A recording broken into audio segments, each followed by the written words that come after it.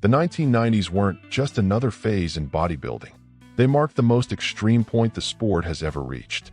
It was the era when limits basically stopped existing and the so-called mass monsters took over the stage. No other decade has ever managed to recreate that same level of impact, size, and intensity. Even today, when people talk about unreal physiques, the comparison almost always goes back to the 90s. Anyone who lived through that time, or has watched the footage, knows the atmosphere was different. Gyms had a raw, almost intimidating energy. The bodies were massive and dense, with cuts so deep they looked hand-carved. It wasn't just muscle. It was muscle with presence, visual aggression, and an identity that grabbed your attention and forced you to stop and stare. These athletes didn't treat bodybuilding like a hobby or a phase in life. For them, it was everything. Train, eat, rest, repeat. There was no middle ground. The mindset was obsessive, almost inhuman. They woke up thinking about getting bigger, spent the entire day living for that goal, and went to sleep already thinking about the next workout or the next meal. And this is where the core of that entire era comes in. Food. More than training, and even more than genetics, nutrition was the real fuel holding those massive bodies together. Eating wasn't about enjoyment, it was strategy. Every meal had a clear purpose: maintain, build, and push the body beyond what seemed possible. Throughout this video, you'll start to realize that the 90s weren't defined only by insane weights or legendary stages. They were shaped by overflowing plates, rigid schedules, and diets that today sound almost impossible to follow. To truly understand 90s physiques, you have to look beyond the mirror. These athletes were different on a psychological level. It wasn't just about strength or genetics. It was a mind that was fully locked in, almost obsessive. Their discipline went far beyond what most people consider normal, something very few could sustain for long. While most people quit a diet after a few days, these bodybuilders endured months of brutal restriction. 0 carbs for long stretches, the same meals every single day, and almost no flavor at all. Eating wasn't pleasure, it wasn't choice, and it definitely wasn't social. It was a task, an obligation that had to be completed no matter the cost. The routine was extreme to the core. Fixed schedules, exact portions, nothing outside the plan. There was no room for improvising or just this once. Every meal was treated as part of a bigger project, building a body the world had never seen before. And if that meant suffering, then suffering was simply part of the process. That mindset shaped everything. Training was brutal because the mind accepted pain. The diet was ruthless because the mind didn't negotiate. They didn't ask if it was hard. The only question was whether it worked. And if it worked, they did it. No complaints, no excuses. When people talk about aesthetics in the 1990s, one name almost automatically comes up: Flex Wheeler. Even surrounded by true mass monsters, his physique looked completely out of the ordinary. Perfect proportions, full muscles, and a level of detail that made a lot of people question whether that was even possible in a human body. At his peak, Flex reportedly reached around 298 pounds, about 135 kilograms, while still maintaining an incredibly refined, polished look. But behind that almost artistic aesthetic was a diet that bordered on unbelievable. Flex has said he was able to go 2 to 3 full months without consuming any carbohydrates at all. No rice, no potatoes, no oats. His nutrition was built almost entirely around red meat, pushed to an extreme even by the brutal standards of that era. We're talking about 77 to 88 ounces of meat per day, which comes out to roughly 4.8 to 5.5 pounds daily, around 2.2 to 2.5 kilograms. Imagine waking up every morning knowing that, throughout the entire day, all you're going to eat is meat. No variety, no comfort, no pleasure, just volume, repetition, and obligation. This wasn't a normal diet, it was a mental endurance test. And here's the most surprising part: Flex actually hated steak. To get through that absurd amount of food, he had to literally trick his own mind. He would go to the butcher, watch the meat being prepared, and mentally picture it as if it were ground beef or a burger. A psychological workaround just to tolerate what his body demanded. That story makes one thing very clear: the biggest challenge wasn't just the training or even the body weight. The real battle was happening in the mind. If Flex Wheeler represented aesthetics taken to the extreme, Nasser El Sonbaty, symbolized total control over the body. In the 1990s, very few athletes were as massive as he was. At his peak, Nasser reportedly reached around 325 pounds, about 147 kilograms, carrying a level of size that impressed even the biggest names of the mass monster era. But what truly set Nasser apart wasn't just his size. It was the way he handled every single detail of his prep. His approach was almost scientific. Everything was written down, measured, and adjusted with precision, especially when it came to sodium. For him, less sodium meant a drier, harder, more conditioned look on stage. His diet followed a simple but extremely strict logic. Very high protein, extremely low carbs and fats, and an insane amount of water throughout the day.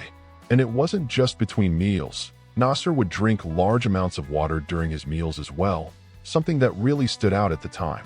According to him, drinking a lot of water helped slow down digestion, which made him feel less hungry and allowed him to keep tighter control over calories.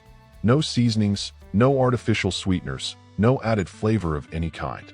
No salt, no pepper, no compromises. Just functional food, designed purely for the final result. That level of control shows that, for Nasser, the body wasn't just trained. It was treated like a machine that had to be fine-tuned down to the smallest detail. But when we talk about Ronnie Coleman, the message is straight to the point. This is the undisputed king of the 1990s era. Unlike many athletes who tried to cut corners or fine-tune every little detail, Ronnie followed a simple rule. If his body needed food, he gave it food. No fear, no restriction, no limits. The numbers are still shocking today. Ronnie has said he spent around $10,000 a month on food alone. That by itself gives you a sense of the scale we're talking about. It wasn't just about eating clean. It was about eating an absurd amount to sustain a physique that looked like it defied human biology. His daily routine included 6 massive meals, with portions reaching 16 ounces per meal, roughly 1 pound, or about 450 grams of food at a time. Chicken, turkey, fish, rice, and potatoes were staples. Simple food. Repetitive. Heavy. Everything was designed for one purpose only: growth. What makes it even more impressive is how he fit all of this into real life. Ronnie worked a full-time job, and even then, he never skipped meals. To keep up, he would go as far as waking up in the middle of the night to eat, then going straight back to sleep. Growth couldn't wait until morning. During certain phases, he even ran no-carb weeks, living almost entirely on chicken. That shows that behind the smile and the raw strength, there was a level of discipline that was absolutely brutal. Another colossal monster from that era was Paul Dillett, the kind of athlete who completely changed how people understood size in bodybuilding. Standing 6 feet 2 inches, about 1.88 m, and weighing around 330 pounds, roughly 150 kilograms, he looked like a giant walking among other giants. Even in an era dominated by mass monsters, Paul stood out simply by existing. And it's important to make one thing clear. Despite his insane genetics, nothing came without work and discipline. His diet was shown in a very practical, almost instructional way, starting with the famous champion's breakfast. No glamour at all, just functional food, designed to support that massive body from the very first hours of the day. The meal included 3 roasted chicken breasts, about 1 cup of white rice, mashed avocado just to add a minimum amount of flavor, and a bit of salsa to make it tolerable. Simple, repetitive, far from enjoyable, but extremely effective for someone with a clear goal. From a nutritional standpoint, that single meal delivered roughly 50 grams of carbohydrates, 105 grams of protein, and only 15 grams of fat. As competitions got closer, Paul would gradually start reducing sodium, explaining that completely eliminating it was impossible, since even natural foods contain small amounts. The goal was straightforward: no sugarcoating. Less sodium meant less water retention, which translated into muscles that looked drier, harder, and more defined on stage. By the end of this video, one truth becomes impossible to ignore. These athletes operated like machines. Their routine was almost robotic. Train, stop to eat, go back to training. There was no emotional downtime, no improvising. The entire day revolved around keeping the body in a constant state of growth and recovery. The diet shown perfectly sums up that mechanical pattern. It was 6 meals a day, spaced every 3 hours, starting early, around 8:30 a.m., and finishing only at 11:30 p.m. In other words, almost the entire day was structured around the clock and the plate. Each meal had a specific role: oats and whey in the morning to wake the body up, chicken, rice, and potatoes throughout the day to sustain muscle volume, red meat, vegetables, and more solid protein to maintain density. And before bed, protein shakes to feed the muscles all night long. Nothing was done by guesswork.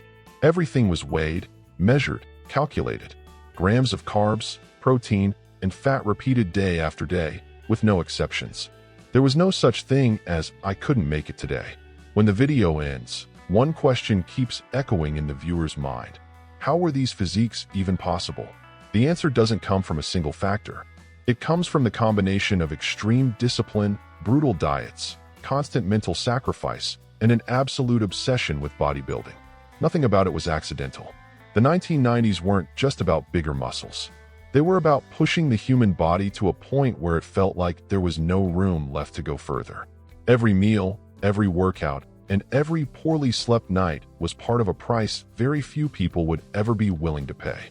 The difference is that, for them, there was no plan B. During that era, food completely stopped being pleasure. It became a tool, an obligation, a survival strategy inside a sport that demanded everything. Eating without hunger, repeating flavorless meals, and sticking to rigid schedules wasn't the exception, it was the rule. That's why this era still hits so hard today. It wasn't just about aesthetics or size. It was about a mindset that accepted suffering as part of the path. A level of commitment that turned ordinary men into legends who are still referenced to this day. And that leaves one final reflection for you watching. If those bodies required that level of sacrifice, how far does someone really need to go to achieve greatness? The era of the monsters is over, but the price it demanded will never be forgotten.